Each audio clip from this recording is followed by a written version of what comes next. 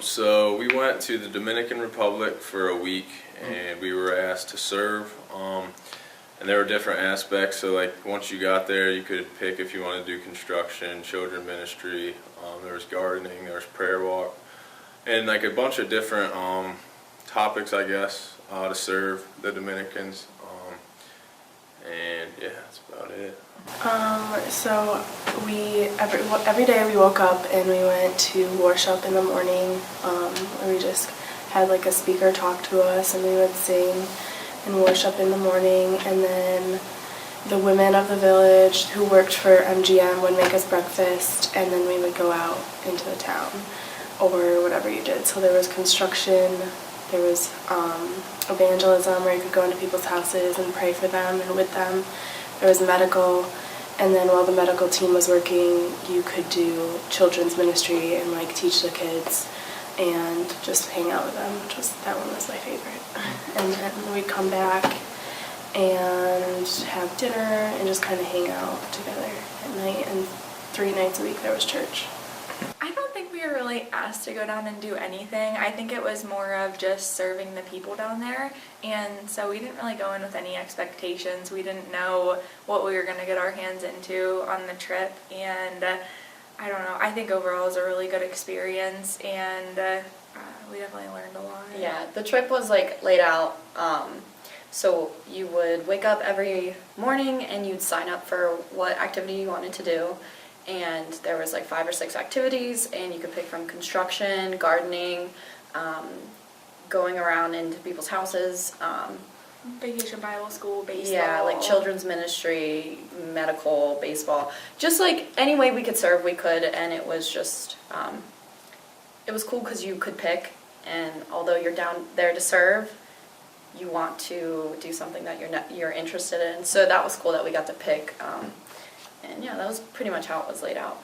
I learned about it at the Bible study here on campus, but it was through MGM, and Jim McDonald started that program, but I went with a group of people from IUP that they have like an FCA that I signed up through. Through a group here called, it's Boro Christian Athletes. Some might call it FCA, but it is Boro Christian Athletes. They meet Tuesday nights up at Sandy Everhart's house on campus, and I remember whenever I was a freshman here, the former basketball player Tommy Scales brought me there, and since I went there I continued to go, and I really felt like God called me into this missions to serve Him and learn more about Him and also about myself as well.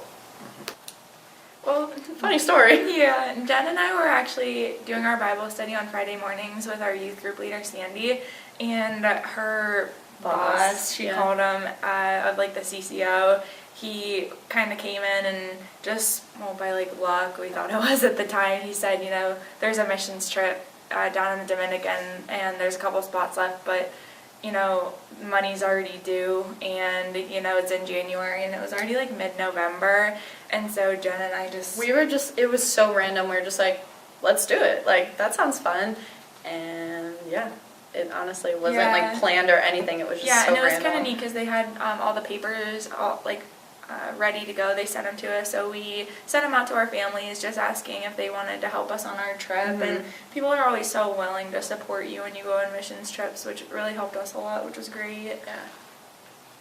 Just like a variety of people, weird variety of people. I didn't know that it was going to be like that, but they're mostly Christian athletes. A lot of Christian athletes were there.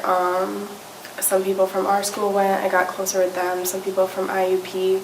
But there were also doctors there. Some families went. There was a group of people from a different church in Rochester. So there was just like a wide variety of people stayed with us at MGM. But it was mostly Christian athletes that we got to know really well.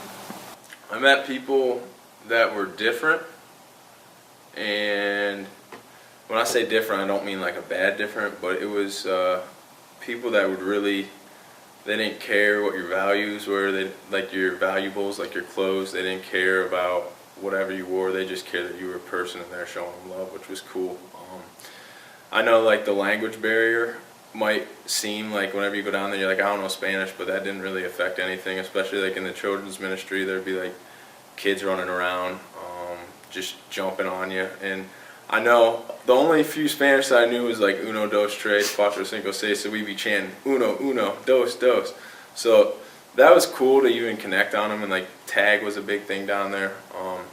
But just realizing like how blessed we are and how good we have it up here is really like a humbling experience, because down there I went to a kid's birthday. He was 25 years old and it was the first time he got a birthday cake. So that was like a big humbling experience, and just realizing like, hey, you got clothes. And we went out to a village and you got some kids running around without any clothes, and we're out here trying to figure out like, oh, let's get the best top Nike apparel. And I think it's really helped me be content also coming back and realizing like you don't need all that stuff to be happy. And their happiness was amazing down there. Well, the people were the highlight of the entire trip. For like, sure. They're the what's the word? How genuine they are, and like their love, and just they care for you, and they don't even know your first name. Yeah, you know, and it's for sure. And there was this communication barrier, even though we knew very little Spanish.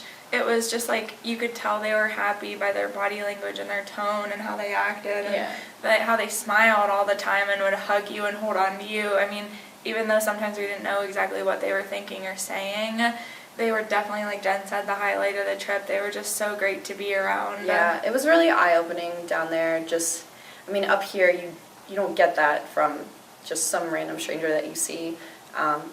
So that was really, really cool, and we just felt welcome no matter where we went throughout the trip. So Yeah, one day we went into a village and one of the girls lost her phone and one of the kids stole it. So our translator went into the school and was like, listen, and said one of the village guys like lost their phone. But actually it was one of us, but if we told them that it was one of us, they probably would have not fessed up.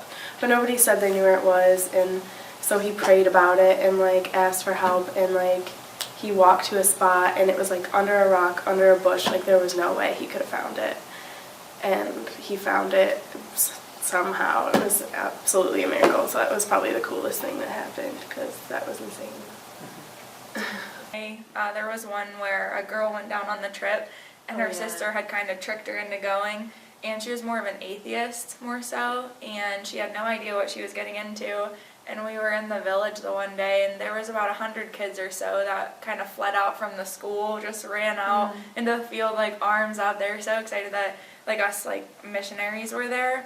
And the girl actually ended up getting her phone stolen, the atheist, and I don't know, I think it was just a God thing. I mean, so her phone got stolen, and all the kids went back into school. So 100 kids and one phone. You're not going to find the phone. And so it was her and a couple other people searching this massive field that we were all playing in. And finally, you know, all of us left for lunch. Sorry, but we were like, she's not going to find it, and we were all hungry, so we went. so And then, like, randomly, the translator that was with us started praying to help find the phone. And this is the story. God told him, walk. And so he just started walking into the school, and God was like, no, it's not in the school.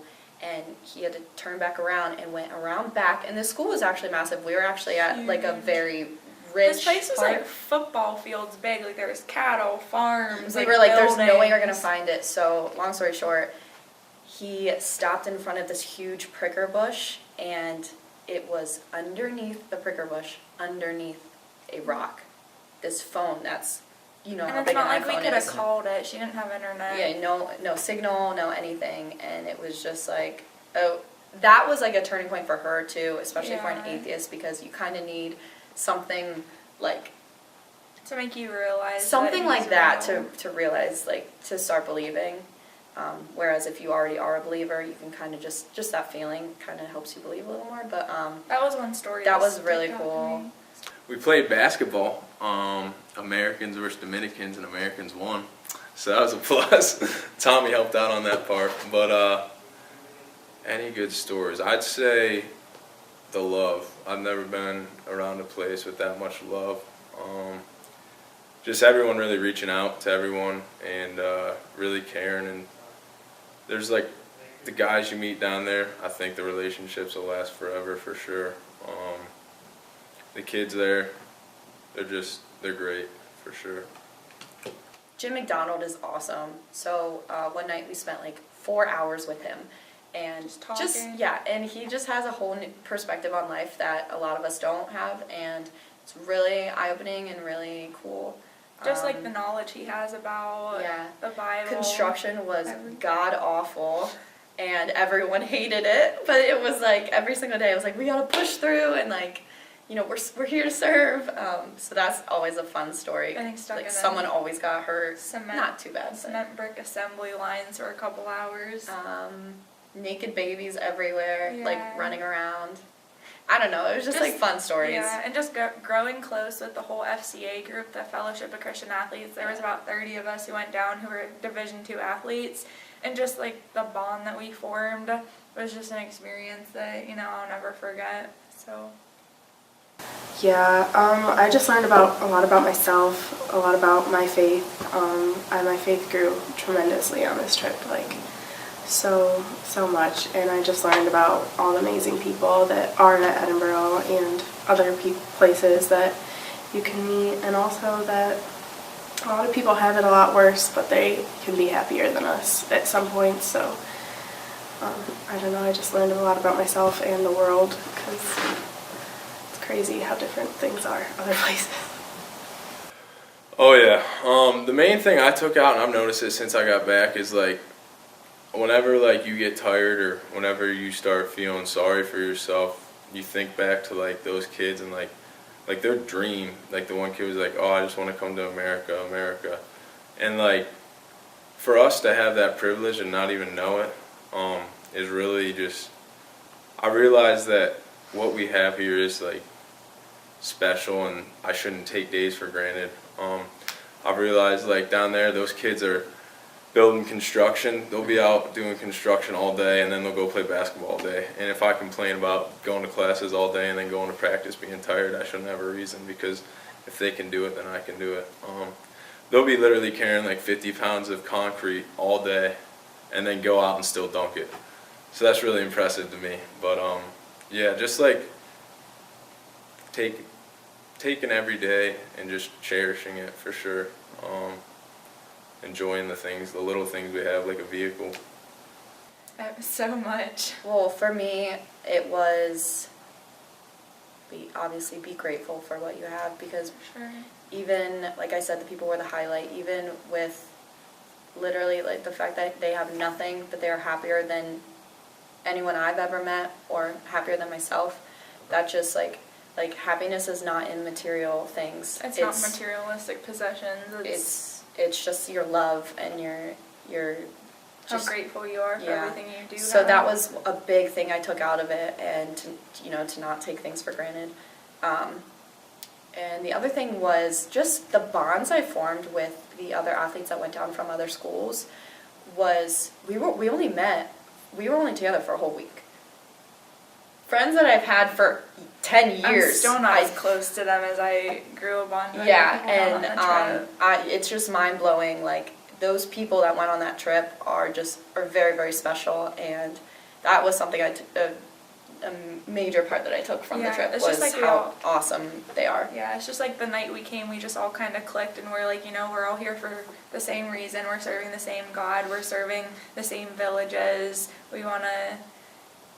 We just want to make a difference, and we had kind of went down to the Dominican thinking like, we're going to go down and bless these people, and we're going to help serve them, but I think in actuality they're the ones who blessed us, and they put us into realization with, how grateful we are and all the things that we have and they don't, so. Like if you're thinking about going on a trip like this, it changed my life. Not only my faith, but just my view of how happy people can be and how bad people's situations are, but it changed my life, and I would love to go back right now if I could, and I didn't want to come home, and my mom was like, what? But I would say if you're thinking about it, definitely go, because if there's any way you can raise money, it's an amazing experience. If you can go on the trip, I'd recommend it.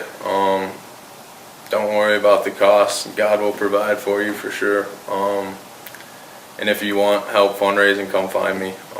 I'd be willing to help somebody fundraise to go on that trip for sure. I would just really recommend any other athletes from Edinboro that are looking to go on a missions trip to go down with the company that we did. Yeah. And it was just a great experience, and the price is so reasonable, and that was kind of a big thing for me, being on a college budget. And yeah, exactly. For me, it's anything that you can do community-wise, like to reach out to the community, whether it's a mission trip. You don't have to believe in God or not. You just reach out to your community and help other people and get to know other cultures, because that was like so. I mean, I'm pretty multicultural, I would say. Like I've been exposed to different cultures, but just get to know other people and know their hearts, and it was just a great experience. So whether it's a mission trip or not, reach out to your community, help out, and love one another. For sure.